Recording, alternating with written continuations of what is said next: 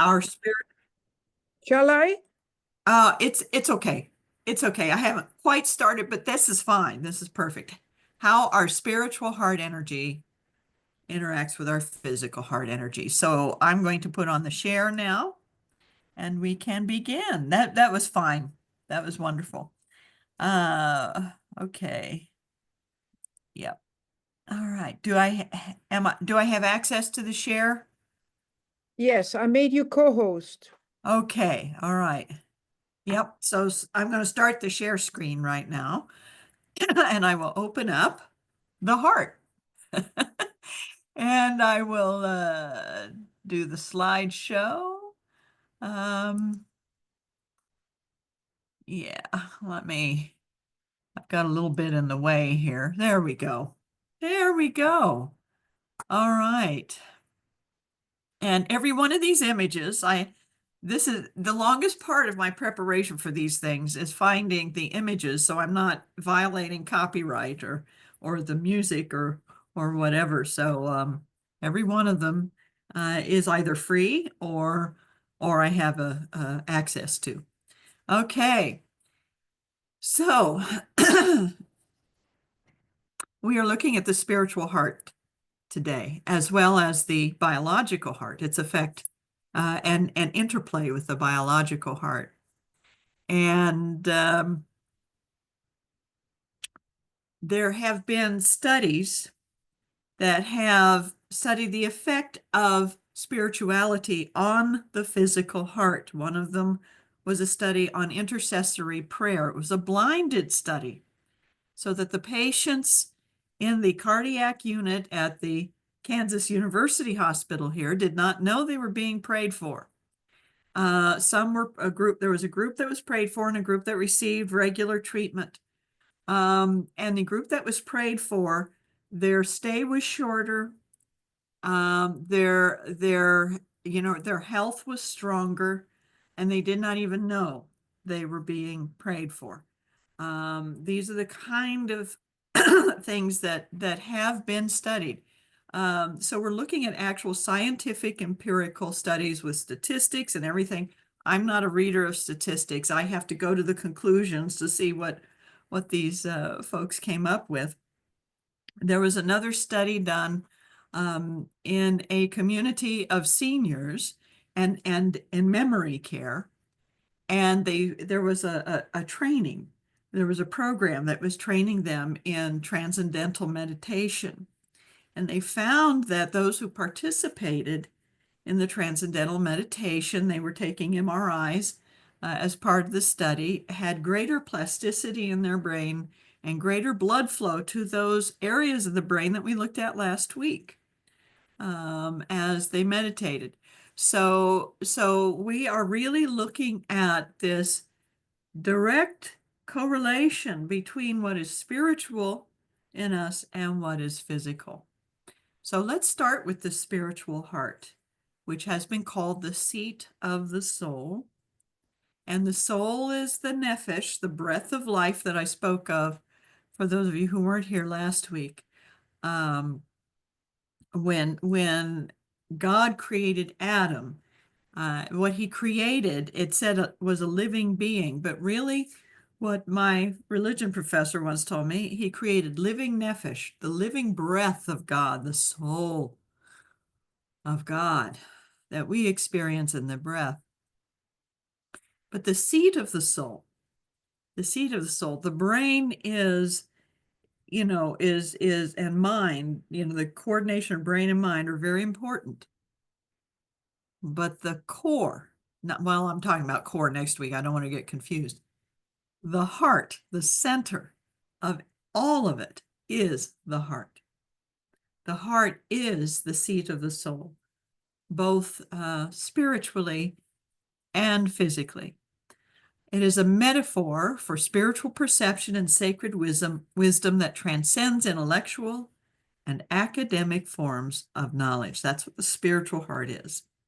It transcends intellectual and academic forms of knowledge. The heart is where we find our faith, our gratitude, our joy, because we know something in our hearts if we can go even deeper than our own emotional nature, if we can go even deeper than our emotions into contemplating the heart, we sense that essence of our being, which is beyond all mental knowing.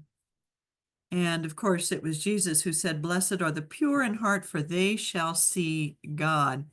And I believe pure in heart doesn't mean we have to be like perfect people. We have to say and do everything right or aligned with God to see God. To be pure in heart is to anchor our awareness, our conscious awareness in the heart, such that we are totally immersed in it, like I am in the presence of pure being. Our opening statement is a way that we do this. We become pure in heart every time we say that because our conscious awareness goes completely to the heart, the spiritual heart, the seat of the soul. And it is the physical heart as the master organ. So actually, we have the spiritual heart and we have the physical or biological heart. And I'm going to move this. And could I have a volunteer to read this paragraph? Would someone just jump in and start reading? I can see some of you, but not all of you at once. Just go ahead and start reading. There is strong evidence that a system-wide physiological process that balances the autonomic nervous system into a parasympathetically dominated state manifests itself psychologically as positive emotional experience to include, but not limited to, interconnectedness with others, with nature, and with higher power. Okay, good. And thank you. Was that Rosemary? Yes. Thank you, Rosemary. So physiological refers to the body, the processes of the body. The autonomic nervous system is what comes out of the brain, as you can see in this illustration. Well, this is the circulation system, actually. But it comes out of the brain into the rest of the body. And this parasympathetically means that you not only align your inner processes, but you align with others as well. So, in other words, we are all connected.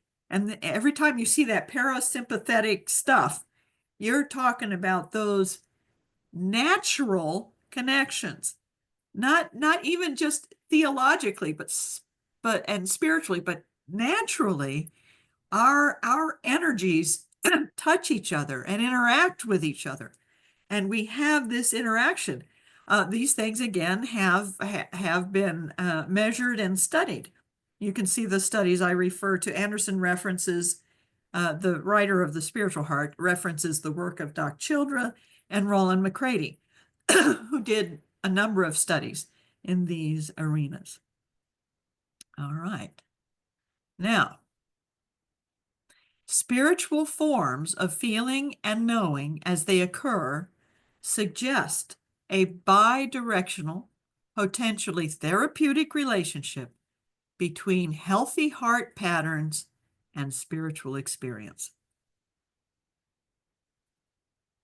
I think just about every study that's been done where spirituality is coordinated with what's happening in the physical heart, this shows up. There's a correlation between healthy heart patterns and spiritual experience, like the improvement of the heart patterns. When in that Kansas University study that I talked about, it was a totally blinded study. Not even the doctors knew the patients were being prayed for. They got permission. They went to a higher board and got permission to do all this, because normally people have to sign off to be, part of a study. But they got permission to do all this. And they based it solely without names, without who's who. They based it on the doctor's reports of how patients were doing. And there was one person in the office who put it all together, and just came up with these, that the larger percentage of people who were being prayed for left sooner and were healthier in the long term. So it's just amazing correlations there. All right. So one of my great teachers, even though I never knew him personally, he was the guru of a guru who was my guru for a while in Siddha Yoga, Swami Chidvilasananda, whose guru was Swami Muktananda, and his guru was Swami Nityananda. And if you ever go to the ashram in South Fallsburg, New York, and you go to the Swami Nityananda temple, over the doorway, it says, "The heart is the hub of all sacred places." How true it is. The heart is the hub of all the workings, physically and spiritually. And we'll complete this quote at the end today, at the end of the talk today. The hub of the inner places. As the hub of the inner places, this is again from the Anderson study. The heart is the conductor of the symphony of spirit, mind, body response. That's the way Anderson sums it up. But he goes into these long technical paragraphs about how the spiritual heart work that we do, compassion, forgiveness, gratitude, all of this kind of work actually aligns spirit, mind, and body. The body responds, as I pointed out last week, to what is happening in the mind, but it is the heart work that influences what is happening in the mind. Just as it's the heartbeat that sends the blood flow to the brain. So it is really the hub of where we go for our spiritual work and our physical well-being. And it is the hub of the outer places. Get this, this was also in the study. And it was talking about when we gather together to do this kind of work. Compassionate, meditative, prayerful, forgiving. When we do these practices together, collective effort to produce physiological coherence, i.e., community connection, group meditation, can help to promote stability in the Earth's geometric field. So Maya, it's a big job, but the more people we can get online for prayer work, we actually start affecting the environment and the atmosphere around us, i.e. can help to promote stability in the Earth's geomagnetic field, which will have subsequent beneficial outcomes, including social coherence and cohesion on a global scale. So the more, I'm thinking of that old song. I don't know if you grew up with this at all, but the more we get together, I have a little bit of throat thing today. The more we get together, together. I can sing a lot better than this, but my throat's taking a rest today. The more we get together, the happier we'll be. For your friends are my friends, and my friends are your friends. You remember that? The more we get together, the happier we'll be. Social coherence, cohesion. This is all part of the heart work that I grew up with, and I didn't even have it or have the knowledge of it being in this particular arena at that time. All right. The hub of the outer places. And another part of the hub of the outer places is something very important.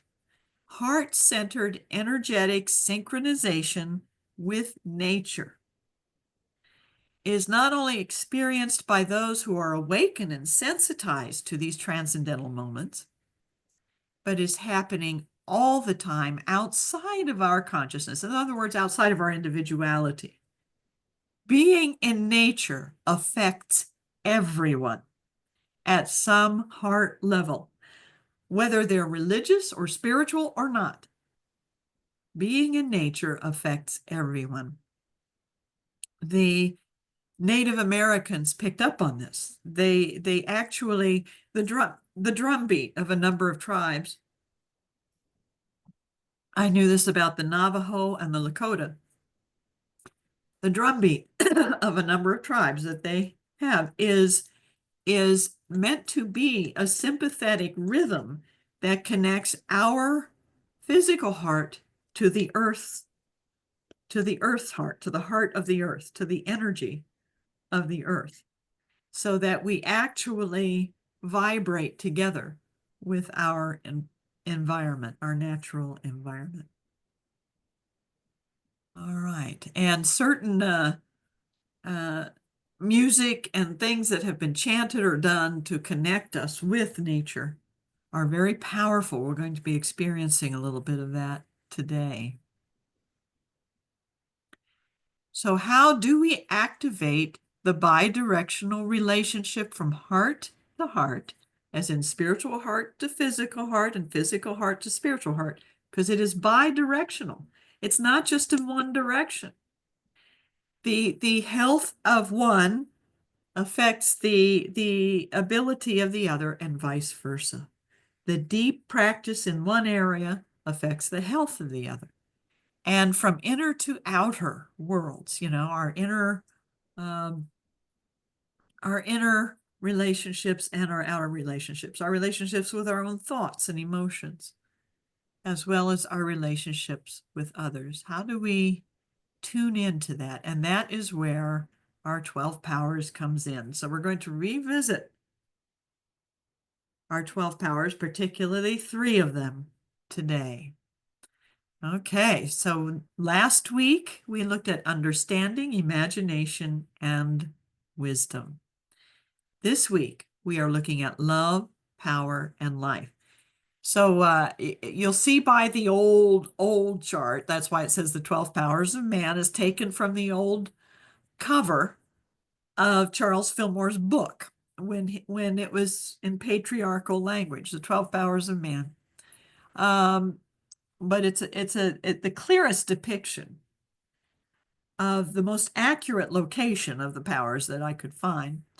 And you see where the heart is at the place of the physical heart. The love is at the place of the physical heart. Power, if you go straight up from the physical heart to the throat, that's where you find power. We're going to be looking at why this is so. And then if you go down from the heart directly, all the way down, you touch on the life center. The life center, which is the generative organs. And so basically what we're doing is we're connecting the heart to our divine power. It's interesting, I have a little frog in my throat today. We're connecting the heart to our divine power in the heart, and then down to the life center. All right. Oh, not unlike this picture. You see the heart is lit up. It goes to the brain, connects with the brain, but you also see a light at the throat. And there's just barely a little bit of light down there at the life center. All right. Okay. So we're going to start with the heart chakra, where we experience love, the power of love. All right. So now I am calling it the heart-mind power, not just the mind power, but what we need to recognize is that, again, the heart is the hub, even of the mind. It's the root, it's the anchor of the mind. So it is the heart-mind power, and hence the name of my ministry, Unity of the Heart-Mind. Unity of the Heart-Mind. The heart-mind power of love. The spiritual expression of that power is oneness. When we have that mystical, as modern mystics, when we have that mystical sense of our oneness with all people and all things. The physical expression is connection. When we actually have the outer movement to bring connection into being, it can be through communicating with someone, it can be through holding a hand, it could be through being out in nature. We're connecting with nature at that point, physically. All right. The power center, of course, is the heart. And the heart and love is the ability to harmonize and unify. And Maya, you said there is chaos in your world today. My cousin, my cousin once removed, my cousin's daughter, my oldest cousin's daughter, lives in Altadena. And her house was untouched, but she was surrounded with the chaotic destruction that occurred there. So the ability of love, and you can see it in the news stories and when people connect with people, when animals are rescued, you can see how the love is bringing back that sense of harmony and how it's bringing people together. And I want to say this, in the US, this has been a challenge of late. It's bringing people together, whatever the politics, whatever the religious background, whatever all those little things that have been dividing us in this country, through the way we think. Really, it's our own thoughts that have been dividing us, not the nature of who we are. All of that is like put aside when the heart is open and we simply connect and harmonize and find unity even in the midst of the chaos. So our practice of love is connecting with others. So I invite you to think of someone you can be in touch with today, connect with, and just feel the love. It doesn't matter who they are, what their response is, or what's been happening, but just to make that connection so healthy for your own heart, spiritually and physically. The functional outcome is compassion, forgiveness, and coherence. Excuse me. All right. Okay. Actually, what this is I have these little allergies, and sometimes they pop up. The body decides to reject whatever is bothering it all at once, and I just have these little times when my voice is affected by that. The heart-mind power of power. Power is our next. So we go from the heart.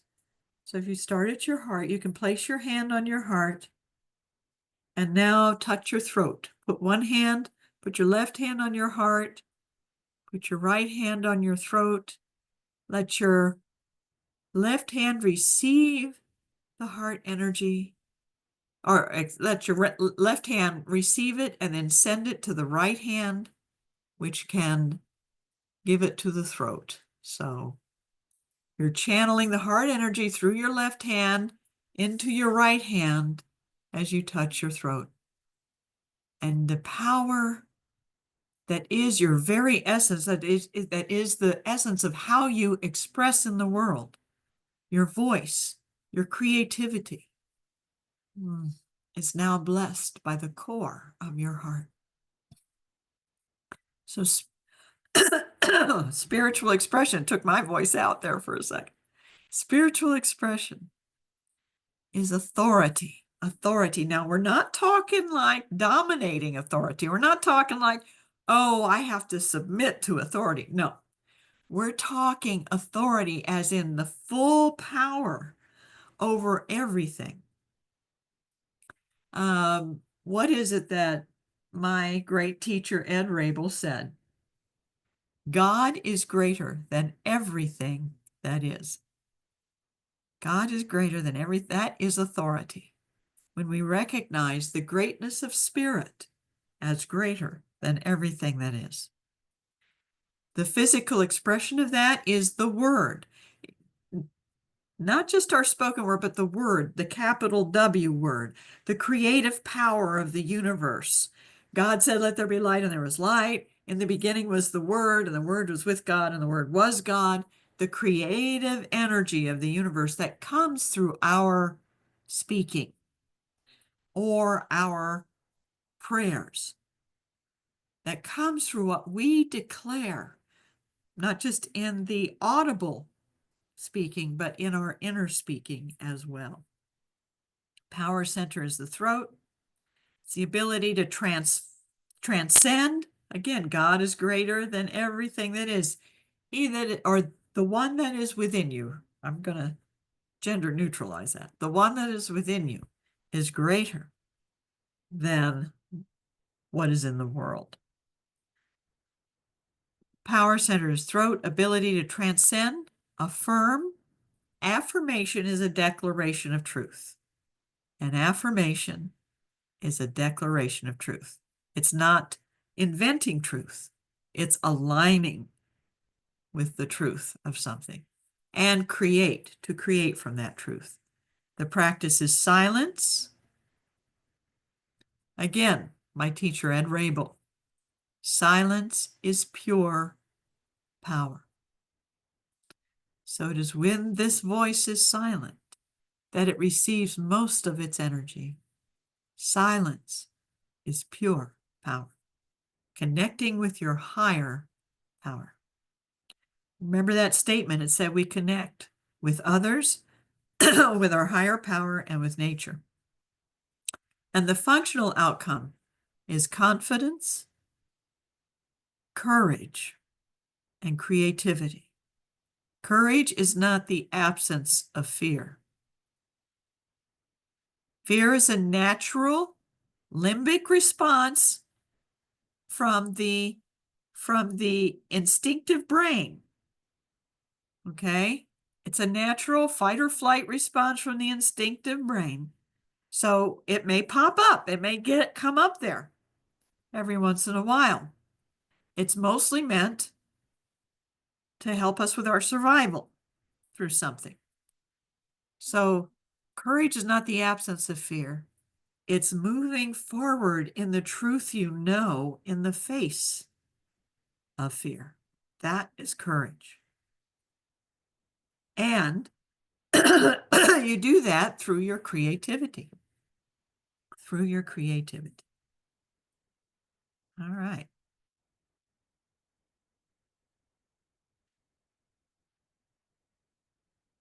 Okay, so the heart, mind, power, the final one is life, all the way down to those generative organs. The spiritual expression is being awake and present. That's the spiritual expression of life, being alert, awake, aware, present. The physical expression is energy and vitality. Now, you don't have to be like, superhuman energy. I mean, that's fine. You don't have to be all zealous and enthusiastic. That's another power we'll be getting to later. But just enlivened. You feel this surge of being alive. And you have a sense of vitality. And it doesn't matter your physical condition, you can still get this energetic surge, even when you're completely exhausted, if you have some sense of being alive and awake and enjoying even just this moment of life. That's energy and vitality. The generative organs are the power center where life is created, reproduced, where the cycle of those generative organs keeps us going in life. I remember Swami Muktananda talked about in his awakening, he went down to the generative organs and he drew that energy instead of spending it all out here. He drew it up into his ethereal body and energized his whole physical being in doing that. It is the ability to energize, enliven, and appreciate life. I'm happy I'm alive. The practice is to connect with nature. If you really are low in energy, step outside your door for a couple minutes. Look around, breathe it in. If you have trees or anything of nature out there, that helps. If you have a plant, look at or a flower, or anything that reminds you of nature. Even the cold winter bare trees can bring that sense of beauty and life. Connect with nature. The functional outcome: renewal, revitalization, and wholeness. All right. So what is the living beingness of what we're looking at today? Be loving. Connect with others. Cultivate compassion and forgiveness. If there's something in yourself or in someone else you have not yet forgiven, I forgive and I am forgiven. I forgive and I am forgiven. Be powerful. Connect with your higher power. Spend time in the silence. Speak truth with heartfelt authority. Okay. It's not it's not I am in the presence of pure being and immersed in the Holy Spirit of life, love, and wisdom. It's I am in the presence of pure being and immersed in the Holy Spirit of life, love, and wisdom. Speak truth with heartfelt authority. And be alive. Be loving, be powerful, be alive. Connect with nature. Energize yourself through appreciation.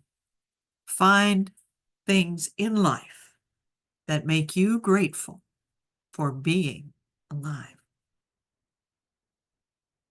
Okay. And a final statement from our study. As this spiritual muscle, the one that when we practice these spiritual qualities, as this spiritual muscle is strengthened, the heart in turn is reinvigorated and sustained via enhanced heart rate variability.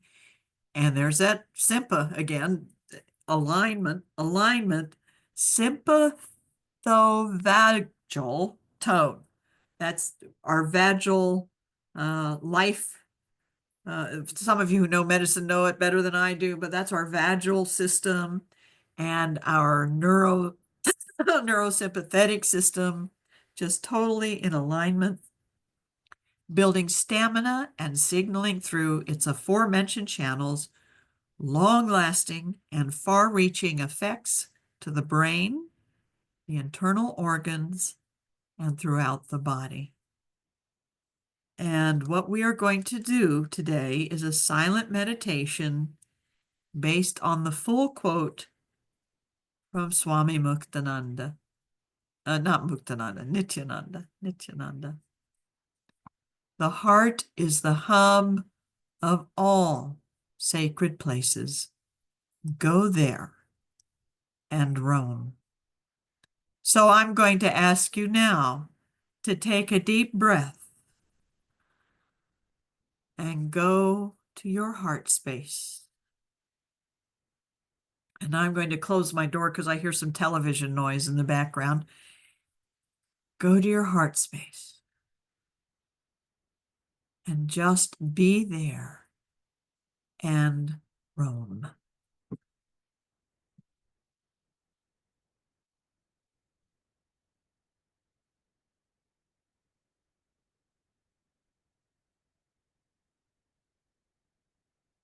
Into the inner closet and closing the door. Let's roam in our heart in silence. Notice what's there. Notice if there are any feelings that need to be released through forgiveness. Notice if there are any cares and any direction you want to send out your compassion and your love. Just roam around in the room of your heart for a while. See what's needed. Notice if there's anything to be grateful for. Compassion, forgiveness, and gratitude are ways to practice love.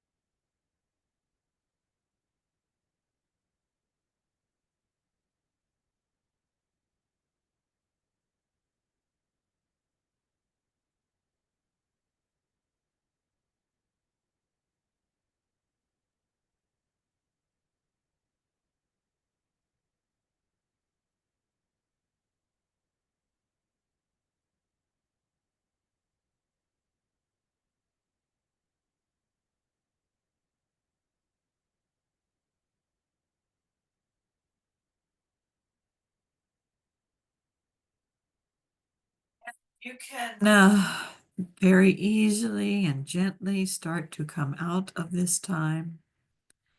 I'm going to make a special connection with nature right now. And it is one of my favorite pieces of music from one of my favorite artists, Arvell Bird.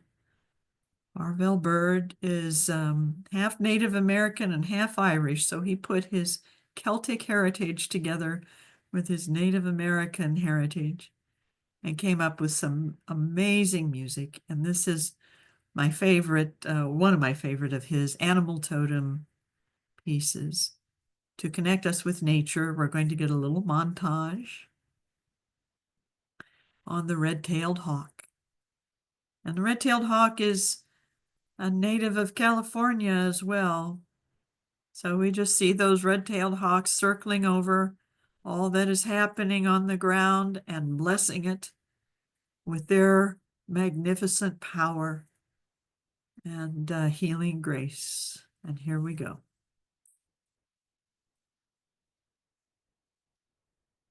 Chetanluta is the Lakota word for red-tailed hawk.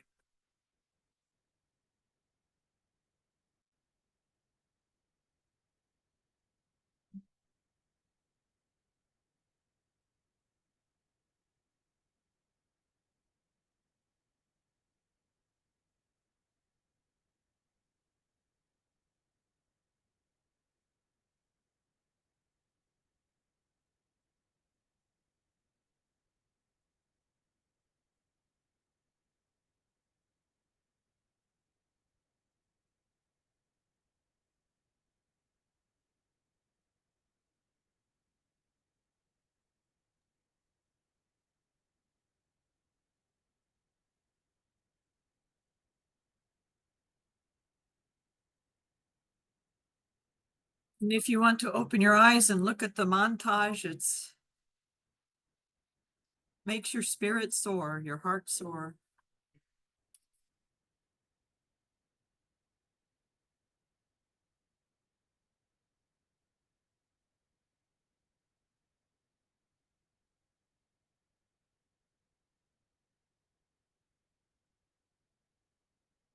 I don't think we can hear the sound.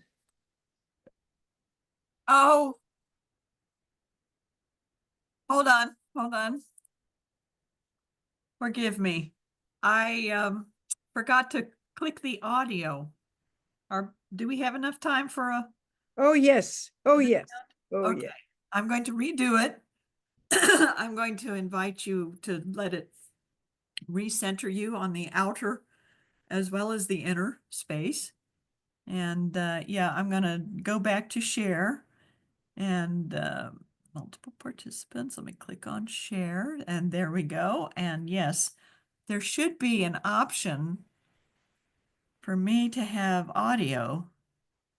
Aha, there it is. All right, there we go. Okay, now let me know if this works. And we'll go back to the red-tailed hawk there. Yeah, the There it is. Okay, I'm going to start twinkles. again. Again, Chetanluta means red-tailed. You hear it now?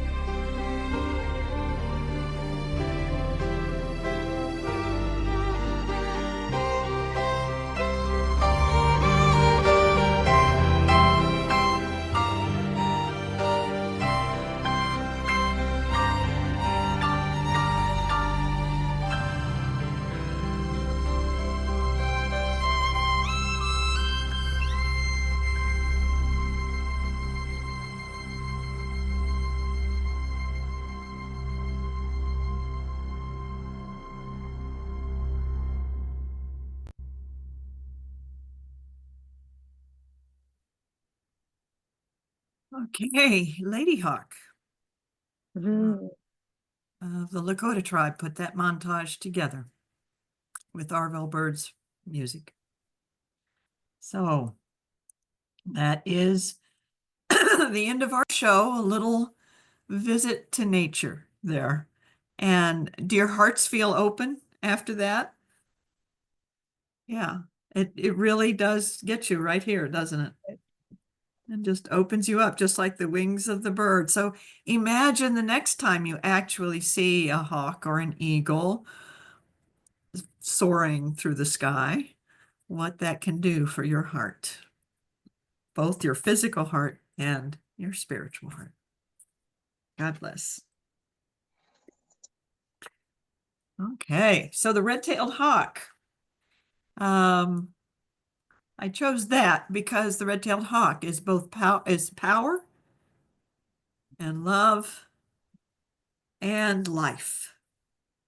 It's all three of those powers.